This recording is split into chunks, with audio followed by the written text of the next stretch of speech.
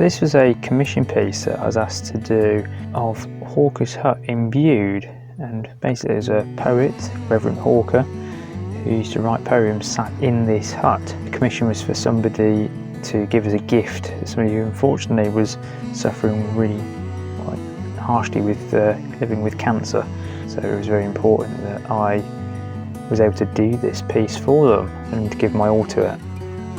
Yeah, I felt quite attached to this actually at the end, but I knew that it was going to a really good home and for a good cause, and so yeah, it was quite an emotional journey really, using different materials like I usually do with plastic card and scoring the plastic card in.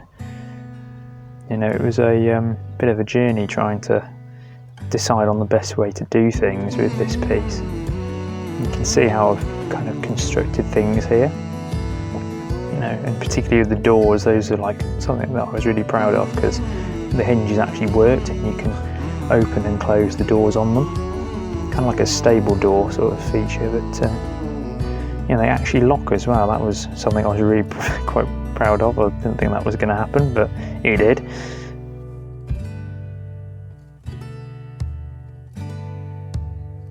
So you can see it's on like a black base that has an acrylic lid that covers it all. Quite similar to a lot of the pieces that I've done before, but you know, it's kind of just the right size to sit on the side on a desk or something, or you know, mantelpiece particularly. But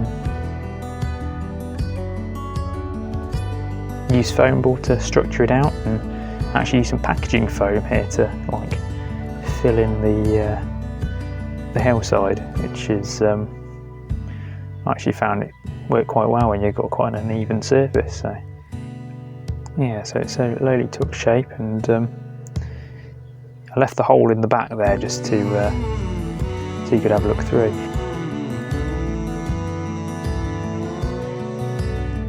Now this is what I use for the stone effect that's to the left right hand side of the hut. Basically moulded some filler in a kind of a small mould, foam board mould, and then once it was dry, cut them up into little rocks, that sort of bricks, so they're all uneven and different. And you've got sort of like a basic paper mache sort of covering. Bit of filler mixed in with sand, and there you can see those rocks I've put in to create that effect. So I thought those worked really well actually. It was quite tricky as well, because I had to build it without the hut in at times, because I didn't want to get that covered in filler or, you know, get that messed up. So I had to sort of build it separately and make sure it could insert in.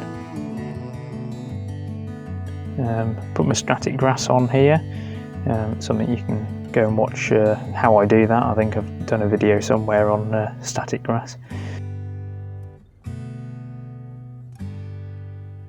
But yeah, there's the hut actually in place. Primed it at this point, so it's all ready for spraying and painting.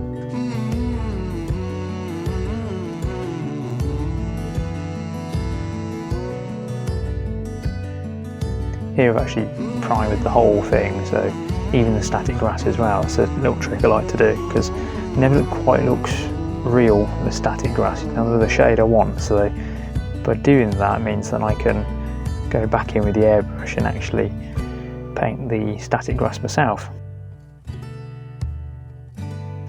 And there you have it. That's how much better it looks, because otherwise it's like this bright spring colour. And it also means I don't have to kind of buy specific static grasses to do specific jobs. I can kind of just airbrush it myself, and you know, get the paintbrush in there and make it look realistic as possible.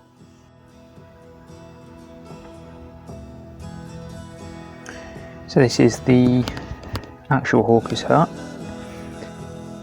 which I use the references for the project, and you can see how it transforms into the Hawker's hut that I built and created. So yeah, these are the more detailed shots, but I really enjoyed making this and weathering it and trying to create the same wood texture that's on the real Hawker's hut. I think including that bit at the back where you can see through really allows you to kind of experience what it might be like to actually be in the real hawker's hut. Particularly there, it kind of looks like you're looking out to sea over the edge of the cliff. So overall, really enjoyed this, and you know, adding all the sort of natural elements in as well. It kind of added to the scene, trying to replicate the look of a cliff edge, but in like almost like a slice of cake sliced out of the cliff edge. It's really effective.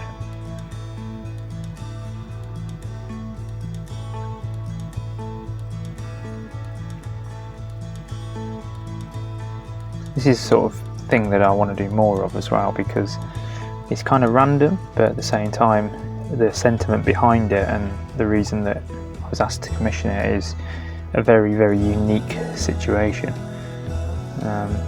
designed to connect somebody with a place that they're never going to be able to visit again, potentially never be well enough to visit again, and instead kind of offer the service to bring their memories to them, and the fact that they can experience this place is wonderful. It was really nice as well, because I sent this piece off in the post and it got to its new home safe and sound, and it was really nice to hear back just kind of the reaction and how much it is loved, you know, that it has completed its mission and served its purpose, and that's the main thing.